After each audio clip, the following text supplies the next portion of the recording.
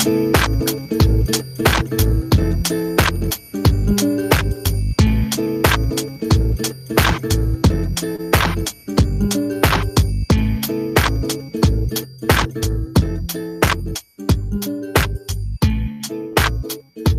yeah. You guys know that sound means that Midway Radio is back. It's your boy Carlos.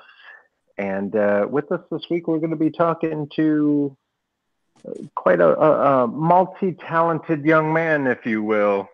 That, my friends, is Shon Dervis.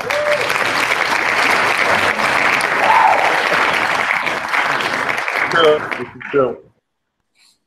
Awesome. Thanks for having me again. Word up. So absolutely. Let's go ahead and get these other guys in here. DJ Shon Doe. Yo, what's up, everybody? Yeah. How you feeling, bro? Chilling. The one and only, the infamous DJ Risky Business. Oh, Jesus. The Bangs God. Bangs God. What's up, everybody? We're back. And yeah, when you said multi-talented Shon Dervis, this is true. I've known this good gentleman for many years, and I've seen him do many different things very, very well and uniquely. So I have one quick question. How does it make you feel, DJ Risky Business, that we finally have someone with lovelier locks than you? No, I'm not mad. He'll just stick over Philly, though. He'll have his longer than I'll have mine. We're just, you know what? Yeah, we're lucky we have hair. Yeah, mine's gonna be gone soon. Yeah, there's a lot of folks out there praying to have that. I'm sorry, I missed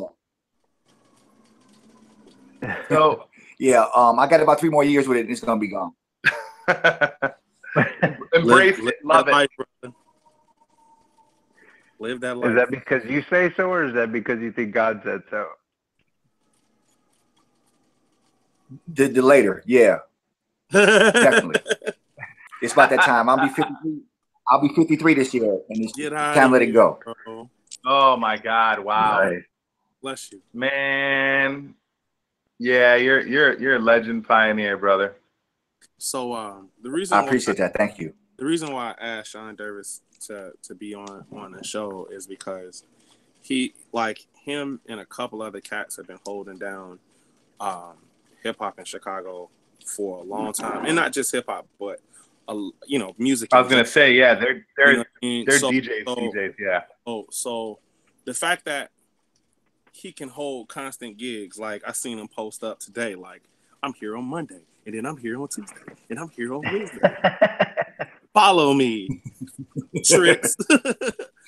but that's what I love about Dervis. Like he doesn't compromise for anybody, and people just love his style. So I really appreciate that about you as a DJ, and definitely respect it.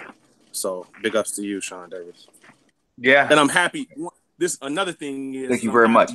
I'm happy that we have a family full of Shons. Like the DJ family full of Shons are all talented. So yeah, respect. Yes.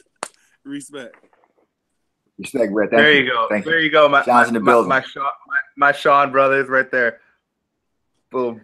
Look at. I got you, baby. It got real. Shon Dervis in the chat room for a second. Oh, it got real. Look, it was like, is the moon out? It was not in the building when you did that. No. although I got some sun this week, and I think I got a little bit of color. I mean, yeah, I see it. I'm like it's a little darker. Red, I feel a it. little pink up there. I see it. We got to check that credit score. And of course, my camera got me extremely crispy. Mm-hmm. Look, I'm a Swede, man. Dark right now, my camera. I'm a Swede, so I'm very, very, very, very Nordic skin for sure. Very milky. Milky cereal. When is Game of Thrones coming back on, Chad? Oh, I don't know. I gotta ask Teresa. Oh, so, I will say this about Shon Dervis. I want to jump into my history with Shon Dervis. I used to go see Shon Dervis at one of my favorite spots in Chicago forever, which before it became Grand Bar, it was Betty's Blue Star. And Dervis and Spin, EV, did a night together for a long time. And then I think like Honey Dip came in with you guys too at that point, at some point. But I learned so much from EV. Yeah. Oh, yeah. Yeah, EV's one of those. I mean, me and you and Sean Doe and a handful of us will be like, we know his position and his place and everything in the world from a music point and a DJ stand. But I feel like he's one of the great hidden gems as a pillar of Chicago music, not just hip hop, but music that people may not be aware of, because he's always been a very humble person like yourself, and a very he shows and proves, you know. It's not, he's never been a talk, pretty much. I gotta agree. When I see E, he still shows me love, and he's still like, you're doing your thing, Sean. You're doing your thing. So yeah, I give EV a lot of credit. He was doing this thing way before me, and just like I say, he schooled me. Not just I mean, I learned from him, but he actually would school me, like, sit down, yo, you gotta do this, you gotta do that, you should be doing this. Yeah. I'd be like, yo, B. Did that to me too. Okay. I think if anybody that doesn't take advice from him is missing out. I mean, an elder like that, and I'm not even meaning an elder as like age per se, just someone who had the years and the experience, and not just years in the game, because there's other DJs that have been around for years, but the experience of what he does and how he does it. I think, you know, that's someone that if you don't shut up and listen, hurting yourself. Without a doubt. So how long have you been DJing now? Yeah. Okay. Well, so honestly, I've been kind of doing it all my life. So in grade school, I'm going to age myself now, but in grade school, I was the dude who had the records at the sock hop. In high school with the dances, I had no skills, but I always had the records. Sure. I took radio TV production in college. Didn't think it would parlay to anything. 93, I started getting gigs at Dreamers. I got my first gig was at Dreamers. And then I just slowly but surely, I think Red Locks put me on a party in like 97. Okay. So since 93, 94, I would say I started DJing out bars and clubs. Yeah. Yeah. What since you've done everything and you really kind of play a lot, and you're like I said, you're a Chicago DJ, right? Where we play everything, where we can play.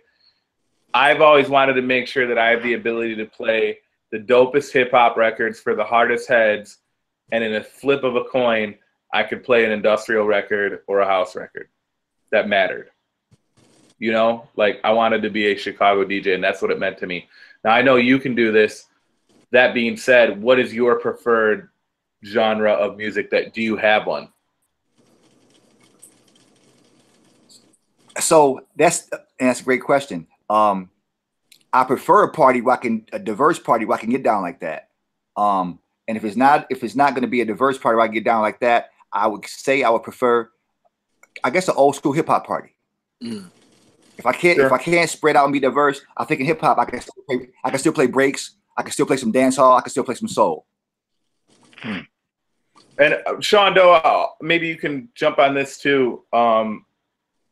Me and Sean do a throwback party, and it's like my fun party. Like we do all right with it, and people come out. We've been very lucky that a lot of people still come out. We have a good time. We're able to make money at it. But this is definitely a party that I would play for free just because I go to it, and it's such a release. I love getting a chance to play these records I can't play at night. So I'm going to say from a DJ standpoint, my favorite genre is whatever I'm kind of not overplaying at that time. If I'm playing tons of hip hop lately, then I just can't wait to do a party where I can do some rock or do some new wave or do industrial or even house, whatever, something different. Yeah, is that kind of how you guys, when Shon, you can jump in this too, Shon Doe. For sure. You kind of feel the same way, guys? Recently, I'm sorry, I didn't mean to jumble it up. I was about to come in early, but I think that question was for Shon, right? Well, no, for both of you. You guys can both jump in on it. Yeah. So me, I think. Okay, go ahead, Shon. Yeah, for sure. So me, I think that I rather. It's really hard because I know that when I spin like 80s music, I'm just in love with that era. You know what I mean? So like 80s hip hop, 80s soul, new wave, freestyle, like all of that stuff is just dope to me. But feel good, man. But I also think that I can never get enough of that.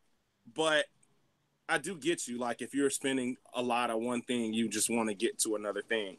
And I mean, I wish that the crowds would, and that's what I honor about Shon, that when you go to a Dervis party, you know you're gonna be schooled. It's not gonna be any compromising. The spot is not gonna be like the spot don't hire Shon to play Lil Wayne or the spot don't pay, sure. They don't pick him to play Lil Uzi Vert or any of that. If he plays it, sure. It's just on him. You know what I'm saying? And he'll flip it. He'll flip some other shit. Like so I would say my favorite genre of music to play is always 80s anything. And that's just me. Like I can never get enough of it. 80s disco, 80s soul, 80s house, new wave, freestyle. Yep. That's me. How about you, Dervis? You can't lose with How that. do you feel about that? No. You can't. So oddly enough, the bookings that I'm getting now are kind of, for instance, like when I do Beatnik on Wednesdays, they want me to be me, but they also have what they want to promote their brand for their restaurant. So they kind of want an 80s vibe. They want me to play. I would give them a lot of Sade. I give them a lot of Stevie. Nice. I take the freedom to do multi-genres, but lately now I'm reinventing my 45 gang. And because of that, I got so much freedom. As long as I can do my BPM and build a crowd from mellow to hype. Now as I'm getting older, I'm really getting into spinning disco. Ooh. Yeah. I don't try to like force it on my crowd because my crowd is young and new. But when they react to it, I'm gonna take them there. Yeah. If they open the door for you, then you can kick it down. Right. If someone, it's like if you smile at somebody, and they smile back, you boom. So if I give them a couple of disco joints and they feel it, I'm gonna give it to them until they don't feel it, and then because it's still a business, and I can't kill the room because I feel like I'm in charge of I want to school them, but at the same time, it's a Friday, Saturday night. People come to have fun. They come to see me, but they also want to have fun. If I'm not letting them have fun, I'm not really doing my job. Yep. Yeah. No, agreed. A lot of times, there are some DJs out here that don't understand that at all. Like there's a lot of DJs that don't understand that. Where it's, especially at our age, like it is a job. Like we are lucky to be able to be DJs, and in this era of push button DJs, like it's just because we know how to move the crowd. Like we know how to scan, we know how to say, okay, cool, that person is 22, so they would if you go 20 years back, then their hits was this, and that's what I gotta play to get them hype. But at the same time, the teacher in you, because that's what we were at first, teachers. The teacher, well, we broke records. So the teacher in you, the record breaker in you, want to give them some shit that you like. Yeah, I know this will go over. So I'll play them something that they like, but then I'm going to hit them with this and see how it goes. If it goes good, then you can play that all the time there. If it goes bad, then you're like, yeah, nah, I'll do it at another spot. And that's just kind of what it is. Yo, suckers. I love that trial and error. With their attitude. Oh, go ahead, Shon. That's like that trial and error vibe. That's that trial and error vibe that we all go through. That I think, I mean, we got to respect it, you know. And I still go through it. Like last Saturday, my crowd ranges from like freshly 21 to like 45, 46 years old. And even though some of my friends come in and want me to play Nas all night long, I'm like, that's cool. I still got to play some young stuff. Now I don't have to, but I've learned how to manipulate the crowd. Where okay, I'll give them this Kendrick, and I'll give them this maybe Kanye. You can't tell me nothing. But at the same time, I'm gonna give them Nas, and I'm gonna give them this Tupac. Within the range of the BPMs and your musical knowledge, you can get in and out. And with technique, as we all have, you can get in and out. Everyone can enjoy themselves, and we can still maintain our party vibe, musical integrity. Let me ask you this and see if you guys. I mean, so like, if the party's hot, see if you guys agree with me. I'm listening. Go ahead, bro. No, you know, as you're getting older, do you feel at a disadvantage and stepped away from the younger crowd? Every year that goes by, I actually feel a deeper advantage because, and I'm not trying to take shots at the younger kids, but that's just another year that I can go back so far where I know what songs work and that are timeless. And I feel like a lot of these younger DJs, we studied the music and went back, and we came from a culture of studying the past. And I'm not saying all DJs and a lot of kids, but I feel like a lot of kids don't understand so much new stuff. So when I come in and play anything banging new, and I know where and when to play it, and then I can always mix it with the timeless classics. I can play a song from 20 years ago, and these 21-year-old kids go the fuck off because it's not like a kind of a hit that was 94. It was a fucking timeless record that works every time. You know, it's just you can mix them that way. Do you guys feel like because our advantage as opposed to the disadvantage? Repeat that last half for me. I didn't get all the last half of it. This is about the disadvantage of being I think our age actually gives us an advantage. Do you guys agree with that?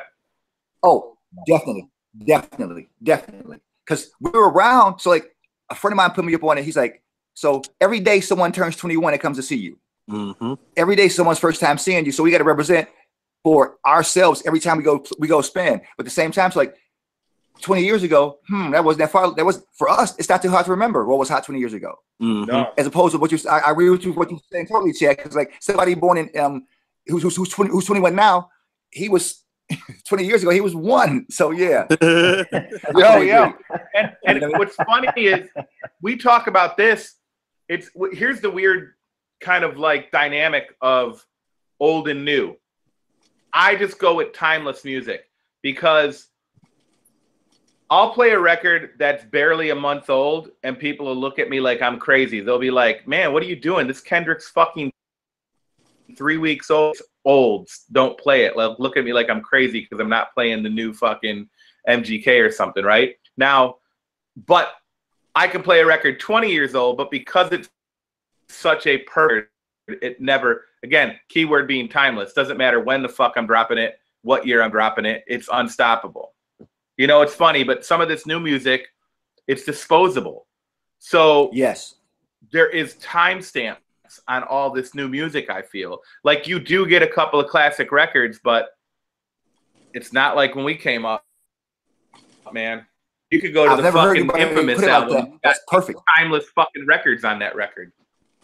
For real. Like Kendrick might have one of the last ones. Yep. In this era. Right now, yeah. You know, people are really bigging up Travis's record. I'm okay, you know, I like the production, but like the full package of like lyric, concept, content, no one's touching Kendrick as far as like he is the timeless artist of this generation. I would have to say, in my opinion, although I don't have my ear to the grind as I should for all new music, just because I'm in the business still. I'm still kind of like a old guy, not a hater, but I'm kind of like I pick and choose these new guys that I like. I like a lot of Chicago guys. I like Saba. I like Illy. I like I like Vic too. But Saba is that dude. So I pick and choose the new guys, and I like forcefully, man, and I force feed the kids with them. And a lot of the kids, they already know Saba, and they, yo, you know Saba, so that I get a point or two when I take them back to something like some Shon AG. Mm-hmm. Yeah, they might go with me a little bit. This girl last night, she requested Ambition as a rider. I'm like, that's cool, but that's too fast right now. I'm gonna give you this No More Pain. And she didn't know about that song. Oh wow. Yeah, so. But that's I dig it. Again, that's the age we got. Yeah. Yep. And you know, and then we can go back and play a disco record. It's going to work in the party. Yup. And it did. She's like, oh, I'm like, yeah. We just jumped into this.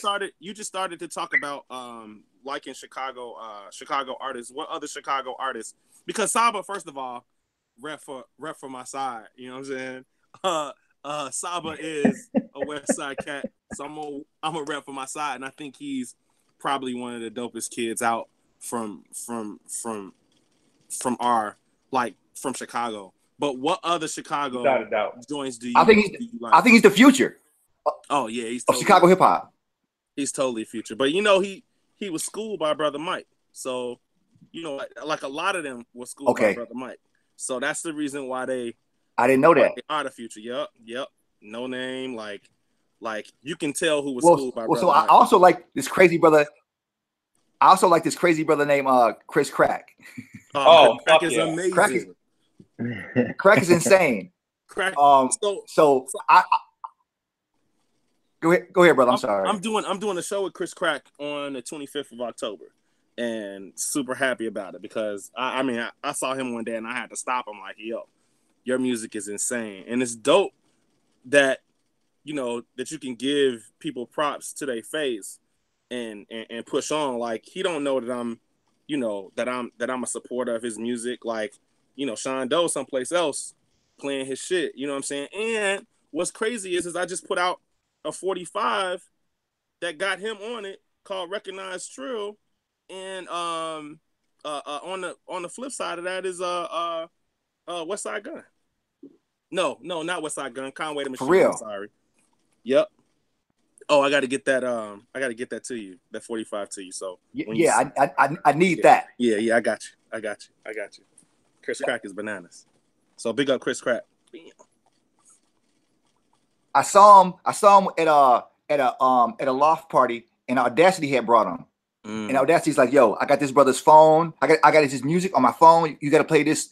Do your DJ set on my phone. And I'm looking at him like, I'm not playing no shit off a phone in my DJ set. And then he gave me the beat. I plugged it in, and Chris Crack got on stage, and it was just electric. Yeah. He killed it. And it's his whole vibe. I was like, yo, who was this kid? He was a kid. Yeah. This is like 6 years ago. Yeah. Him and Vic, man. Quick little shout out to Bengals. Vic Spencer. Oh yeah. Shout out to who? Bengals. He's in the chat room. Anyone else who's there? I know we have a handful of viewers there. Go ahead and let us know who you are. But I have a question for all of you guys because this is something that fascinates me about what you guys do. How satisfying is it when you're talking to some of these youngsters and then you give them like the original, like, no, kid, that's, Earth, Wind, and Fire, and you blow their mind? Like, how rewarding is that? Yo, I'll start off. So the other day I caught up with some people from there's a museum happening in New York. Mr. Curtis Blow is a part of it. My friend Adam is a part of it. He's pulling us in, and so he told me to meet him. He was in Chicago at some place over like right around like right off 35th. So I came there, and there was these brothers like super cool, and they was just asking me about, because somebody said it in the room. They were like, yo, we got one of the guys from Midway documentary here, and they was just like, oh shit. So they came and started talking to me, or I started talking to them, and I just kept talking. And I was like, oh shit, this is my opportunity to school. So I schooled. And what was amazing about that was George Daniels was there. And he came by and he was just like, listen to him. Everything he's saying is true. And then George Daniels let me talk, but then he interjected, and it was just like, it was just magic. I almost shed a tear right there. If it wasn't a room full of dudes, I would have been weeping because it was amazing. It was amazing just to get props for teaching, and then the teacher comes and tells them everything he's saying is true. You know what I mean? Listen to him, and then goes to school and he's validation. I mean, it was electric, bro. And for Carlos, man, it's just beautiful, man. Especially when you get somebody to respect the DJ, like respect the DJ. That's it. How about you, Dervis? Right. I had a chance to teach at School of the Art Institute a couple classes, and they let me get down. It was a production class, so slightly different, but at the same time, I'm showing the kids. So the teacher who invited me in, they were showing the difference between chops and loops. So he threw on MC Hammer, Can't Touch This, and then he played Rick James, then he played the Just Blaze version, and it was like, yo, those are very, very different ways to make hip hop. At the same time, you know, depending on what you want or what you like, it's both same elements. You know, I guess hip hop. You know what I'm saying? So then we had a chance to break down into two groups, and I had a group of kids, and they wanted to make a beat off of samples, but they didn't really know how to go about getting samples. So I had some samples with me, and I was playing them the original versions of stuff that for instance, I played them Timmy Thomas, and they said, "Oh, Drake already did that." I'm like, "You playing this a Drake song?" I'm like, "No, this is where he got it from." And they kind of like, I'm like, "You guys know that was a sample, right?" And their face kind of like dropped, and kind of like, "Oh my God, this is the original." And I was like, yeah, this is how we made hip hop. You know, we still do make hip hop. Right. He didn't know this is not Drake's song. And I was just like and whenever I play that song, We Gotta Live Together, in the last 3 years, since Drake made it popular, people look at me like, oh my God. I'm like, this song is double the speed. You don't understand, this is not that original song. So I don't try to be pompous or like, yeah, you gotta know this, But when I drop it, or I like to see their faces like, oh my God, that, I'm like, yes, this is where I was playing Bomb by Jay-Z off his last record. And then I played Tenement Yard by Jacob Miller. And the guy was like, oh my God, that's where he got that from. I'm like, I was trying to be smooth with it, but yes, that is where he got that phrase from. But it's rewarding. It's definitely rewarding.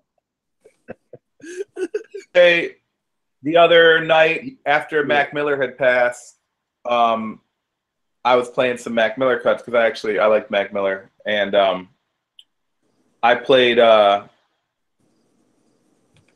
Kool-Aid and Frozen Pizza, where he did we lose Shon?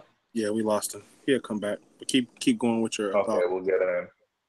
So yeah, I played the Kool-Aid and Frozen Pizza, and which he basically, it's not even a sample, he just raps over the instrumental, Lord Finesse instrumental. And but before that, I played the Lord Finesse record, and everyone was like, oh, Mac Miller. And then Lord Finesse comes in, and they were like, what's this? Because they're so young, they don't know. And then, of course, I brought in the here we go. Oh, I'll wait for him to join.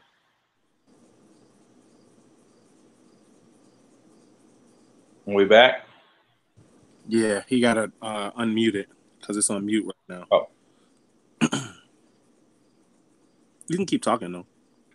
Okay. Yeah, so, of course, I went into the Mac Miller record, and everybody their minds were like they didn't understand it. But they're young. I wasn't, who kind of had that moment to teach. Yeah, this is a Lord Finesse song.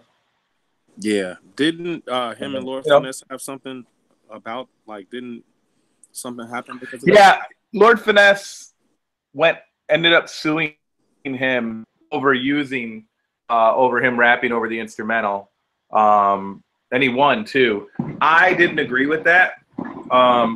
I like on a public standpoint, they should have kind of just maybe handled that a little bit maybe differently, but like they made it a big deal. And I'm not saying Lord Finesse made it a big deal, but a lot of people have made it a big deal. And I'm like, well, that's what the fuck we do in hip hop is we sample and people rhyme over people's instrumentals all the time. Biggie rhymed over fucking made huge records, like big popular radio records. You know, freestyles rapping over all the West Coast beats and stuff like that. They put it out on vinyl. But don't you have to pay like to do that? I'm sure they figured it out and cleared it out. He ended up getting paid, but he was a kid that he wasn't on yet. He was a kid putting out a YouTube video, and I just don't think he was out to make millions of dollars off of Lord Finesse's beat. It just happened, and then they ended up just paying the dude. I was like, because Finesse was tripping a little hard that I felt like, I'm like, come on, dude. And then my thing was, yeah, but then they found out that Finesse never paid the dude for the original sample. That never got cleared. So I'm like, no, you can't fucking bitch and not pay the original sample either. Hey, yeah, can y'all hear me? Oliver Sane record. Yeah, I can. Okay, because my link is down. As long as y'all can hear me, it's all good. Okay. Yeah, so, for sure. Yeah, we can hear you. So, Chad, take me back to what you were saying about when someone passed, because that's when my connection died. Oh, sorry. Yeah, so I had played the Mac Miller Kool-Aid and Frozen Pizza, which is just him freestyling over the, it's, I think, the Actual Facts, or not Actual Facts, the Hip to the Game, Lord Finesse record. And I played the Hip to the Game record to start it off, and then I mixed into it. But when I came into it, they were like, they were tripping. They were like, oh, Mac Miller. And then Lord Finesse came in, and they were a little thrown off because they were really young, so they didn't know. And and then Lord Finesse, his verse ended, and then I mixed into the Mac Miller, and they were like, oh, they didn't understand that was a freestyle before that time. Yeah, before that. Yeah, because it's way before their time. Yeah, I don't trip on the kids. I try to do the best I can to educate at this point. I wanted to ask you though. We were talking about production. So you just had a release not too long ago. Talk about that, because you just had your first actual production release. Actually, so right now I'm about to start a second push on that because Rude is like, yo, it's a good record. My man was driving around listening to it, but you didn't push it, and he was getting on my case. Rude. So he's like, yo, you have the worst PR guy in the world for your own record, B. So I'm gonna push. I'm gonna do another push, and I'm gonna put a 7-inch out with the Metamo single. And a new single, a new song for the B side.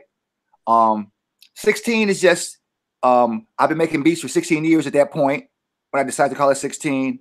My father's birthday was the 16th. There's 16 pads on the machine and the MPC and most controllers. There's 6 and 1 is 7. There's so many things I can go into about the whole. Numbers, yeah, magic. So I'm way into numerology, and I had to put it out this year in 2018 because that's my natal number is 11.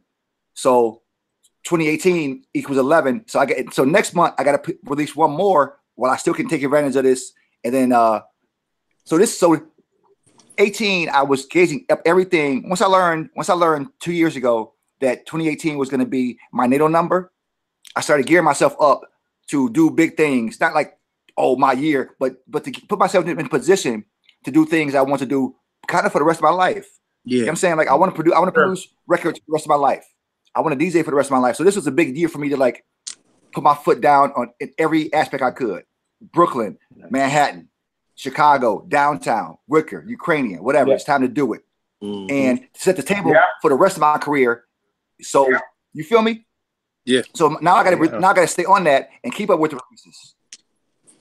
I just got new law space down the hall. A good record, again, doesn't have a expiration date. The reality of it is sometimes we have a tendency, promoters will just end it, but there's not. My thing is, there's no time to stop promoting that record. You just promote it, and you can promote it, and you can push it for a year. my release that I got out, I fully intend to do a year of annoying the piss out of people. Right. Yeah. So like, I'm gonna push it again. I'm gonna do a Spotify push, and I'm gonna do I'm gonna call in some media favors, and then I'm gonna start working on my next one. Yep. I got to work a little bit. I got to work a little harder. Definitely. I should have worked it harder from the rip, but at the same time, I was working so hard. That's the thing. It's so hard to get it when you're not. See, that's the thing. That's why it's different for labels, because the artist works and produces the record, and then when you're done with the record, you're like spent. And a lot of times it's hard when you're independent, because then you got to go and now you got to regroup and put in more effort than you made making the record into fucking promoting it so anybody can hear it. Yeah, it's tough. And then also, one of my biggest things was, after I recorded it, I didn't play it because I didn't want to get tired of it. Because if you get tired of it, then you won't push it. I'm like, don't play this for a while. You love it. You already love it. Don't overplay at your crib. Don't overplay it out at your sets. Because then I wouldn't want to. Then I wouldn't want to listen to it in my house. If I don't want to listen to it in my house, I'm not going to want to push it. Yeah. You make a beat. You sit with that beat for 30 days, and then you sit with. Then you go remix it for 30 hours. I mean, you almost tired of that beat. So I'm like, yo, don't overplay these at the crib. You'll love it. Still love it. About my beat. So now I make him listen to it till he's sick of it. But now Sean, Jesus Christ. Shon, Dervis, what was it like working with Metamo? Because we've had Metamo on the show, and he's basically a handful. What was it like, putting down some tracks with him? So we both from Maywood. So okay, we both are similar. He's a bit more intense. He's a bit more intense than me. But I flew to Miami to record that track with him. Nice. Oh, that's amazing.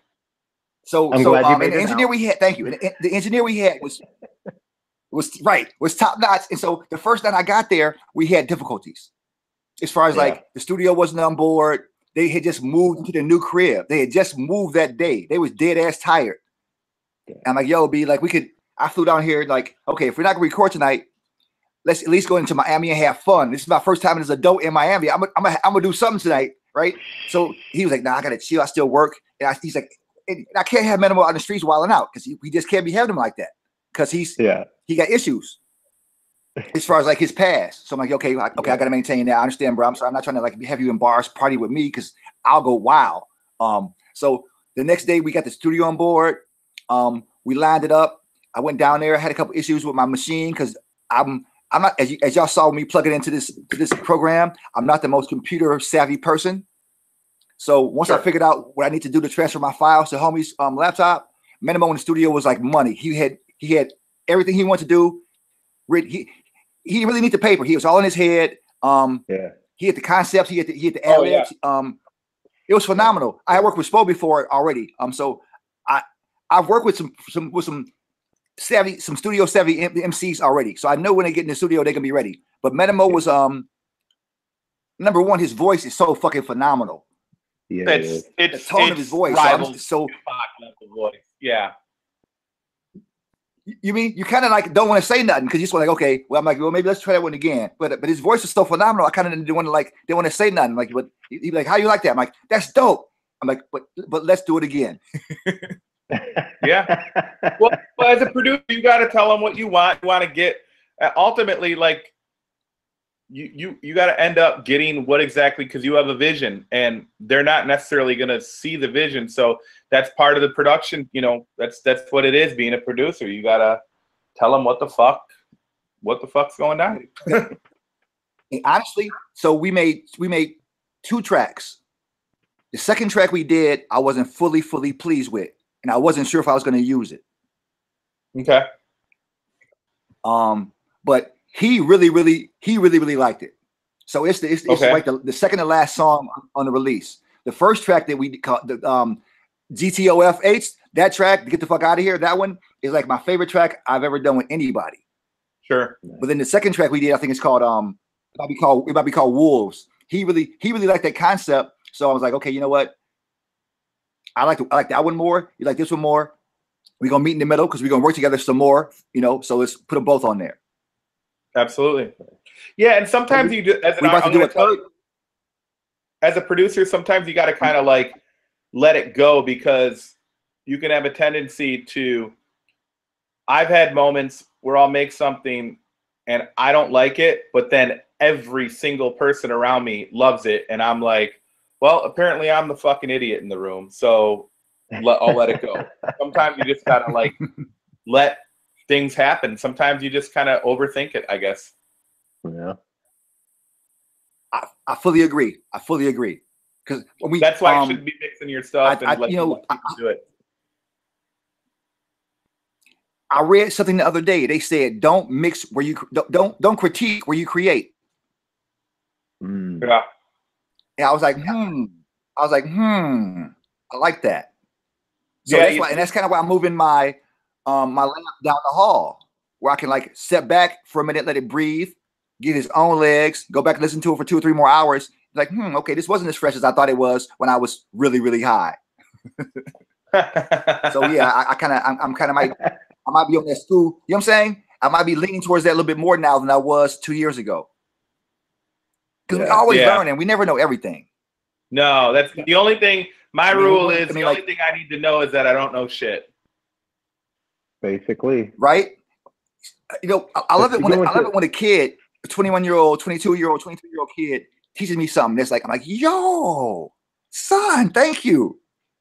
Especially the youth. I love learning stuff from the youth. And it's rare, but I love it. Yeah, I mean, because, and everybody, and the thing is like, everyone thinks, especially in music, because music is art, and it's art with numbers, right? It's music is math, and we're creating art out of math. That's ultimately what it is, right? So everybody hears things differently. Like, scratching. So as a DJ, and you'll probably agree with me in this. Oh, do we lose Shon again? Yeah. Do, you still there? Do we lose Doe too? He's muted. That's a rough one tonight. From a technical standpoint, sometimes, it is what it is. Sometimes things happen. I'm sure Dervis will come back in a moment. Until then, I'll just fill the space up with me rambling about all kinds of bullshit. That's right. But no, are you working on anything right now, Carlos? Yeah, I was. Let's see. Since I'm not home, but that's. Uh-oh. I got so far. Nice. Yeah, but a lot like what you guys are talking about. Like, you don't know what people are gonna like when you make it. And I know I give Shadow Master shit a lot because, I did that cartoon of him, and he's making T-shirts, and he made pants and all kinds of stuff. Yeah. I didn't know he was gonna like it that much. Yeah. I was like, hell, if I knew you were gonna do like this, I would have tried a little harder or something. No, you killed it. Hey, you back, Dervis?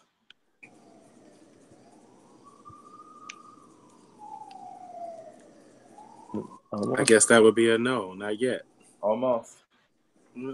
I'm good at filling fucking space with nothing, though. I'm here. Yeah. Just yapping. Just running my fucking mouth, Shon. Go. Talk about what I do. Talk about making music. Like, how is that when you guys are going in to make a track? Let's say, try to put Shon Dervis's shoes on, right? He shows up to Miami. He knows that he's going to be dealing with Metamo. He knows Metamo's voice. Do you guys approach the track that you're going to be working on with Metamo the same as you would with, say, Shanna? No. I think every experience with any artist is going to be, for me, every artist you work with is going to be different. You have to cater to the unique personalities that you're going to be dealing with. Some people are very heavy ego, so you really kind of got to like stroke the ego to get things done a certain way. Some people are a breeze to work with. There's just so many different factors that go into it. Sometimes you have a fucking perfect working relationship and everything comes out and then sometimes, and then you could have that perfect relationship and you still get into, you know, meltdowns because creating art is tough, as artists know.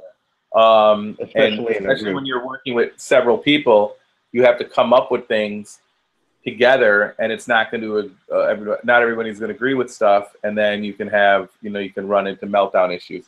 Now, for me, my method of working, now Shanna, for our project, she is in Los Angeles. So how we work this out is I would create the track, and then I would send her the track, and then we would get together on a Google Hangout or Skype or what have you. She would send me back, well, first of all, she'd send me back a vocal melody to work with, and then I would say yay or nay, like, this works perfect, I love it, or no, let's do another one. And that's another thing too, both artists on both sides, and I will say this, you have to have some thick skin if you're going to work with people, because you have to have the ability to hear it's not great, not your best, or you can do better, or it's great and it might be great, but it's not going to work for this project. That type of thing. You have to have people that can take that and just walk away from it and be like, cool, let's go on to the next thing. Not take it personal, because if I say I don't like something, that doesn't mean it's not dope. It just means it's not going to work for what we're doing now. So I would send her that. She'd send me a vocal melody. If we agreed on a vocal melody, then we'd go to the next step and we would get together and we would write the lyrics together. She did most of the writing. I would do, it depends. I guess each song we did on the EP I did a pretty good amount too. So, but anyway, that being said, we would come up with the song, and then I would take it and bring in my people that I'm having, you know, like Griffin plays guitar, so he'd come in and write guitar parts with me, and then we would lay the guitars down. And then if I had any other instruments, whether I'm bringing, you know, a piano player or I have live bass, and then I'd bring in the bassist. Then I get the tracks all ready for her, and then she would come in, fly in from LA, and we would knock it out and record. Nice. Yeah. And she had to come back from LA to go back, and we had to clean stuff up because we went through and after the mix we had to fix some things, and that's the fucking cost of doing business, man. You're gonna play the game, you gotta pay the piper. And for those folks that are watching this that don't know, yours truly, DJ Risky Business, put together a group, and they released one track so far. I've listened to the entire album, and I'm not going to lie, I can't sit in my car and not want to listen to it from beginning to end. No, thanks, man. Yeah. So yeah, if you're listening to my voice, go find this track and download it, because the single will be out this week. It's coming out this week, so we'll I thought you guys released it on Thursday. Yeah, there was a slight delay, but it's coming out this week. It'll be fine this week. Yeah. Okay. Yep. Yeah. Distribution delay. I've been listening to this thing for like a month and a half now. Yeah, man, I appreciate it. Yeah, it's cool. Like, we got some other cool news with it. So, yeah. That's cool. Yeah. Is Shon? Is Dervis back up? I'm back. I don't know what happened, but I'm back, I think. No worries. No worries. Yeah. So, guys, unfortunately, it's 8:59 now. The last thing I heard. Oh, go ahead. The last thing I heard was you saying about like working with artists and having to like sometimes like stroke the egos a little bit. Yeah, I was explaining. Or maybe just navigate how you work with it. Yeah. So, or maybe just having to navigate differently with different styles of artists. Yes, I was saying. I'm sorry, I'm stepping on you, bro. No, absolutely no worries. So he was asking me, you know, working with artists, what's it like working with like a Metamo versus someone else, and I said, basically, each artist you work with is completely different because personalities are so unique. So you have to approach. Some people are fucking super ego driven, and you really got to stroke that shit, and then some people are just a breeze to work with, and they're, you know, and I'm not saying ego people aren't easy to work with too. They can be too. If you just have to. Being a producer is also being like a fucking manager in a sense, being able to manage the people's personalities.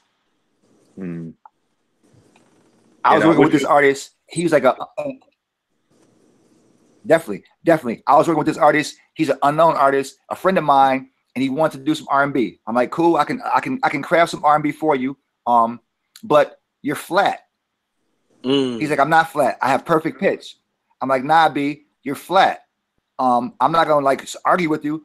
It's gonna be your studio time. You're gonna pay for it. It's my beat though, so I'm gonna let you know we're gonna work this beat until you're not flat. So we got to the studio and we took one take. He listened to it. He goes, "Oh my God, I'm so flat." That's what I told you. I told you were flat 3 months ago when we were at my house. Now trust me. Then he had to fall back, and his backup singer was good. It wanted to become a great project. But yeah, but luckily for me, when we got to the studio, I didn't have to be too forceful or too like overbearing. I'm like, okay, you want to hear that take? Let's listen to it. And he's like, oh my God, he was embarrassed. But it had to go down that way. Otherwise, you know, I'd have put out a flat ass record. Yeah. Well, yeah, and I'm not about to put out no flat ass record. Like I told Carlos, you know, as a producer and as an artist, you got to have a certain level of thick skin if you're really in the game. If you're not an amateur, you have to be prepared to be told this is not going to work. Again, when I tell people this isn't going to work right now, that doesn't mean it's whack. I'm not necessarily critiquing that unless I literally say that's fucking terrible. Music's always, at some point, music's still relatively subjective. So that's always the factor. But you know, people have to be able to be told this isn't going to work right now and not catch feelings. You can't catch fucking, and I know artists are sensitive already. That's where the fucking, you know, that's where some of the fucking problem lies, you know, because you want that sensitivity to come through in a song and you want that to come out of them. But then when it's time to record and you got to fucking get something out of them, you're like, stop being so fucking sensitive. Grow the fuck up. But thank God, Shanna that I work with just now, she was a fucking ultra pro. And we didn't have too many issues. Like any suggestions that I gave her, she just did, you know. And our studio engineer, Ray, helped so much vocal production wise too, because he's had so much experience and he helped out so much. I can't just thank him enough for everything he's done. I say that every time. He was, you know, he really got a lot out of her too. He really helped me. Vocally, you know, vocal production for her. A good engineer is money, man. A good engineer is so much worth his fee. You know what I mean? He can like, so in Miami, for instance, this dude was showing me and Metamo techniques and how like to dupe and mold his voice that we had never seen before. And he was so fast with his adjustments that everything was in the moment. You know, we weren't waiting for him to like, hold on, let me get this up. Let me do it. He was 2 steps ahead of us every time. Like, yo, I got you. Let's do this. I got you. We're like, yo, that's perfect. Let's do that. A great engineer is so much worth his fee. I can't overemphasize it enough. No, if you're not, and that's the thing. A lot of producers, most producers aren't engineers, so I can't stress enough to go get a fucking real engineer. Don't try to fucking do that shit at home on Pro Tools. Go get a fucking engineer who knows what the fuck he's doing. And then don't try to mix that record yourself. Let someone fucking mix it. You're too married to that shit. Right. After a while, you have to get it out of your hands. Otherwise, you gotta trust those people. Yeah, that's literally what the fuck, with all the experience and all the things they have under their belt. That's what the fuck you're there for. Trust them. That's what I always say. The first release I made, actually, I didn't. The first thing I recorded, I didn't release because I hated it. But then when I went to go get it mastered, the dude who's mastering, he's like, he goes, so if you're gonna sit behind me and watch me master this, it's gonna take 2 days. I'm gonna charge you twice as much. If you give it to me and leave me alone, I'll charge you $300. I'm like, here, go. Right. I'm out here. Because I don't want to be involved. You know what I'm saying? Drink. I understand. Like, I understand that. Who wants to be looking over your shoulder? It's your baby. A lot of mastering guys charge an annoyance fee. Yeah, they do that. I call it the annoyance fee. yeah, I don't fucking need to sit there. Although on this record I just did, my guy was like, yeah, you can come hang out. And we were like, all right. I had my engineer come with me too, just in case. That's a good idea. Yeah, he actually offered to you know, like, he goes, no, you guys come in. I highly suggest you come in. I'm like, as long, because all the other fucking mastering guys don't want to be bothered with it. So I'm like, if this guy's offering, we'll come in. But I want to, you know, you gave me a cassette in like, I want to say 2000, not 98, 2007, 6 or 7, Shon Dervis, and I think right around then, and you gave me a fucking cassette and it had beats on it. And I think you had sampled, I feel like it was yours. Did you ever sample Bowie, I'm a DJ? So the mixtape I gave you, at the end of it, I like slowed Bowie down, but like pitched it all the way down, and I was trying to do some really bad transforming on top of it, I think. Yeah, it was something you made, but I loved it, dude. I don't remember what it was, but there was something you did with I'm a DJ, and I haven't heard the tape. I don't know where the tape's at because it was an old. I mean, I bet I still have it. It's in the box of tapes somewhere. But you did. I got the master. I still got it. Shit with the fucking Bowie record. I am a DJ. I am what I play. And I was like, I just love that you fucking, whatever you were doing to that record, what you did to it that day that I popped it in, because I remember popping it in to clean the crib too, right? And I just remember really fucking hitting me like, this is fucking sick, and kind of playing it over and over again. So there's my Shon Dervis. Those were the Azuli days. Nice. Yeah. Oh shit. Those were the Azuli days. I made Honey Dip. I made what it gave it to one of the dudes. I'm sorry. Go ahead, bro. Oh no, I'm saying Honey. It was you and Honey Dip, right? Ah. Okay. Yep. Yep. Yeah. But I still got that master on cassette or CD somewhere. I still got it. But basically, I just pitched Bowie down all the way to all the way to -8. And I don't think I had doubles, but I just tried to do some cutting over that. No, I had maybe a Photech modus operandi going, and I might have been trying to cut the Bowie I'm a DJ over that, pitch down to -8. Okay. Really bad scratching, but I think the modus complimented the Bowie because they had the both was like strange shit. Mm-hmm. Yeah, it was just the something Photech joint, modus operandi. It was dope though. Whatever it was, I can't again. I can hear it in my head, but I don't know what was, what you did. And I just remember like being so into it and being like, oh, that's dope. That's super creative. Like whatever you did. I'm gonna find that. Thank you, bro. I'm gonna find that. 'Cause I have it. I have every master cassette and every master CD of every mix I made. See, and that proves that I listened to that Shon Dervis mixtape. That's dope. I remember throwing it in because I, a cassette player in the living room, and I always have, most of my life, I've always had music in the living room by the TV, so I can shut the TV off and play music, or like when I'll have a big system, so when I'm cleaning the crib, I can just fucking, have the music on and clean the crib. Piss off the neighbors. Honestly, you and one other person are only people that knew that was Bowie. In all these years. Oh wow. Yeah. Oh, I mean, I love that Bowie record. You my man. So. Wow. Yeah. I am a DJ. Now I'm gonna miss it. Now I gotta find that.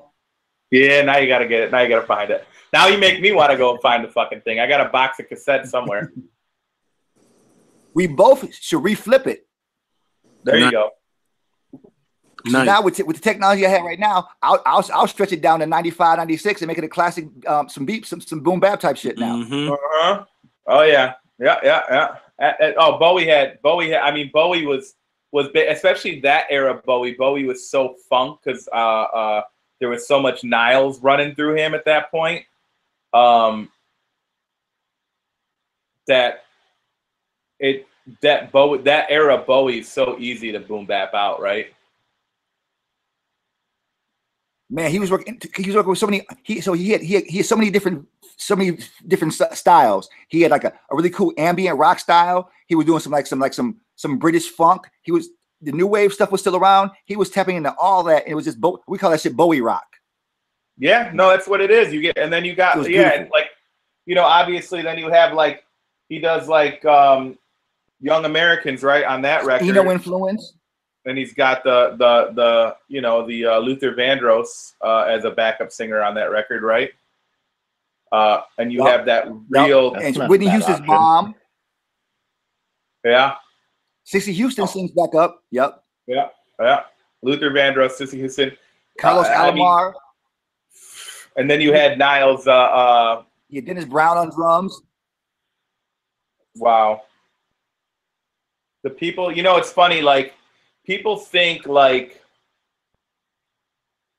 it's funny because there's these stars that we know, but there's only a handful of musicians that actually made all these records for all these big stars.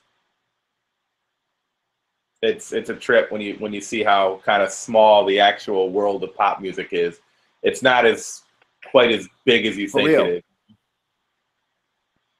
Yeah, I was explaining to somebody the other day about Toto, you know, because they were talking about Africa, and it's funny because I was playing a bunch of Toto records, and I explained to them that Toto was the band that played the Thriller record for Michael Jackson. They were the musicians on the Thriller record, and damn, I didn't know that. Holy yeah, oh, Toto, yeah, it was Toto. Well, Greg wrote a lot for him. Greg Philoninglis, or how you pronounce his last name? Yeah, he actually did a lot of arrangement for Mike. Oh yeah. Yeah, fucking, what was it? It's funny because Human Nature, which is my favorite song, probably my favorite MJ song of all time, and then my definite favorite song on Thriller is Human Nature. And I saw this story that he had said about how Mike got Human Nature. It was not meant for Michael. It was supposed to be a Toto song, and he wrote it because he was trying to explain to his young daughter who was being picked on at school. And she was being literally just like pigtails pulled and pushed around by either boys or other kids. And he wrote this song to her, and basically she was like, you know, came up with that hook. If they say why, you know, tell them that it's human nature. You know, and he was trying to explain it to his daughter about being picked on. It's crazy, right? And he did the melody. That's brilliant. And he and so he does this melody and plays a basic demo of it, and puts it on. And he's like, man, I got to record it before it's out of my head. So he takes a fucking blank cassette that's sitting around the house, does it, records it, and leaves it, and it sits for like a year or however long. And then he gets calls from Quincy, and Quincy's like, yo, I need music, I need demos right away, we need to do this Mike record, blah blah blah. And he's like, said he was like, you know, kind of like not being lazy, but like being like just procrastinating. And then he's like, fuck. So he threw a bunch of stuff together, and he couldn't find a tape, and he just grabbed the fucking tape with the human, did it on the other side, and it was a 90-minute tape. So here's the interesting thing.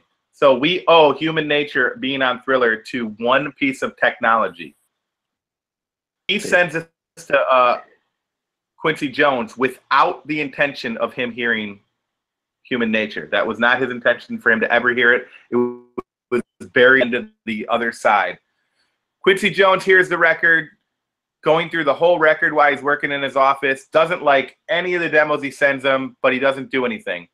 Quincy Jones had just purchased a brand new cassette system, and this new technology that was on his cassette system was something called auto reverse. Oh, hell no. Tape auto over by itself. He doesn't have to get up to do it, and then all of a sudden it's just silent. And then boom, this demo shows up in the middle of it, and he'd already forgotten about it like an hour ago, right? And then this demo just shows up out of nowhere, just starts playing, and Quincy Jones calls him, and he's like, I gotta have this. And he's like, no, it's for my daughter. He's like, no, this is Michael's song. And then he ended up giving it to him, and it became a huge hit. That's crazy. And there you go. That's ladies crazy. and gentlemen. Who has the balls to say no to Quincy Jones? Well, yeah, nobody. I mean, it's Q. Well, gentlemen, I actually have to piece. Are we going to do our this or that? Why Did we lose not? Shon Doe? Nope. Oh, we did. Nope, we don't. Oh, there he is. Yo, Shon, this or that. Controller or Yes, sir. vinyl? So we're gonna ask you a this or that question, and Shon will ask it. And you choose which one you prefer. So controller or vinyl? Oh, vinyl. Why'd you choose? I had to learn the controller because all my downtown jobs are getting those things. Mm-hmm. And I felt that to stay in the game, I should learn that OS. But I prefer vinyl all day because I mean, with the vinyl, I can still rock Serato. I'm not anti any format. I don't hate on anybody who rocks on any format. We're all working, but I just prefer. I'm really adept at the controller now. The XDJ RX, I bought one so I can learn it, and I kill on it. But I prefer turntables. Nice. This or that, production, DJing.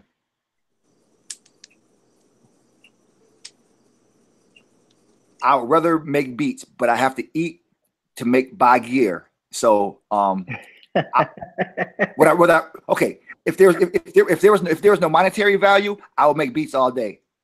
As far as like, if they both paid nothing, I would make beats all day. Okay. Then that's it. Yeah. Okay. That's your answer. You know, DJing lets me live, but I mean, I love it. I go to work and I enjoy myself for 4 hours, but I enjoy myself at home for 6-7 hours making beats. Mm-hmm. Word up. I have a quick one. If you're DJing and you're starting to get requests, would you rather go back and play disco or go forward and play trap music?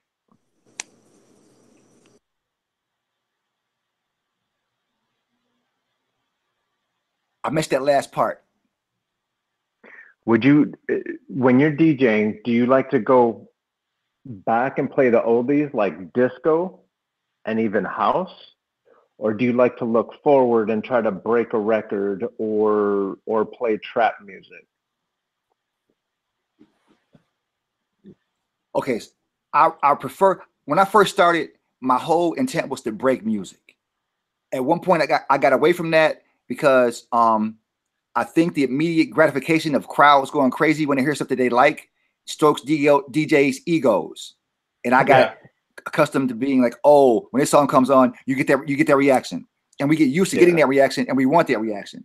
We don't need that reaction. Go back to breaking records that no one's heard, and then and give them that feeling. I get new stuff every week. If I like it, I'm gonna play it as soon as I get it. I don't care what genre it is. For instance, the Bad News, Leon Bridges. I played that every Wednesday at Beatnik.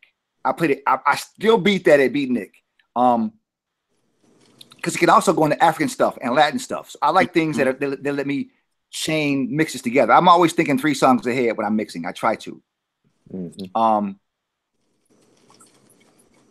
But if I'm DJing and if the room is stagnant, I may go to what I think is going to work. But if the room is hot, I'm gonna stay with what I'm doing because I'm trusting myself and the room is trusting me to be where I'm at.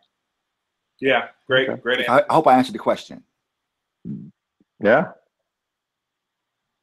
Yeah, I love that. That's great. Where can they find you on them internets, Mr. Shon Dervis? I'm sorry, brother. You broke up. I can barely hear you, Chad. No worries. Sorry, sir. Where can the good people of Midway in the world find you on the internet, sir? Where are the addresses that we would like to contact you and find you at? Oh, okay. So I'm still like an old man. I'm still doing the Facebook, which all my young friends clown me. I'm on Instagram as Flacco Universal, the Big Dashiki. Okay.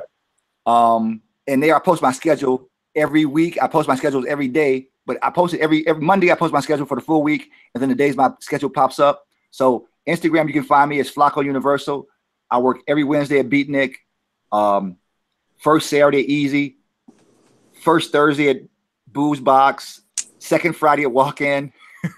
I got a lot of monthly residencies. And I do a monthly Soho hip hop trap party, one Saturday a month. I'm there quite a bit. I can't advertise at Soho, so I always say 5th floor because they don't like it. But I'm there at least once a week, twice a week. They really let me do my thing. I really appreciate the Soho staff because they let me get down on all levels. But social media, Instagram and Facebook. Nice. And also Bandcamp 16, Shon Dervis. I don't know the whole thing, but if you punch in Shon Dervis on Bandcamp, my record will pop up. Awesome. Excellent. Thank you, sir. Go out and listen. How about you, Shon? Thank y'all very, very much. You can find me on them internets at DJ Shon Doe on Instagram, DJ Shon Doe on the Twitters, and Rasan under my name on Facebook, Rasan Shon Doe Hawkins. Also, what's crazy is that I have a friend who I just reconnected with. He was a college roommate of mine, but we started to do some remixes. We just did a couple of remixes that was stupid. We just did the Slum Village remix.